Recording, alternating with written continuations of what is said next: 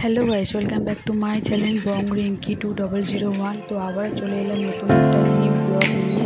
তো টাইটেল আর থাম্বনেল দেখে বুঝতেই পেরে গেছো যে আমি ব্লগ নিয়ে আসতে চলেছি। তো চলো ভিডিওটা দেখতে থাকি। তো আমার সকাল শুরু আমার অফিস। চেষ্টা করছি তোমাদেরকে আমার অফিসটা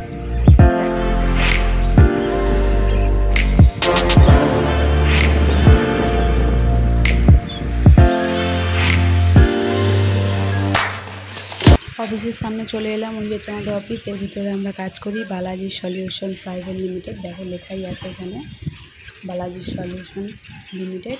তো গেটে আমি ঢুকে গেলাম। তো এটা সাইকেল রেখে এসে আমি গেট দিয়ে ঢুকবো, বায়োমেট্রিক দেবো। দেখো দেখাবো, আমি দেখতে থাকো ভিডিওটা।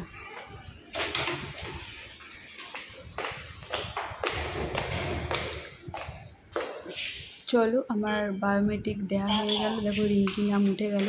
তো এবার ঠাকুরকে আমি প্রণাম করে লিফটে উঠে গেলাম। তো চলো এবার ভিডিওটা দেখতে থাকো।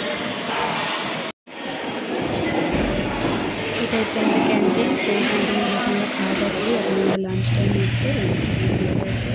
তো লাঞ্চের পর তো আর কি নিতে পারি, যেহেতু ভিতরে ফোন অ্যালাউ নেই, ফোন রেখে আমরা কাজ করি। তো 6টার পর আমাদের ছুটি হয়ে যায়। তো ওই যে বাইরেটা, তো আবার মানে বাড়ি যাওয়ার পথে দিদি আর আমি একটু জগদীশপুর গেলাম। তো কিছু তো বলবি।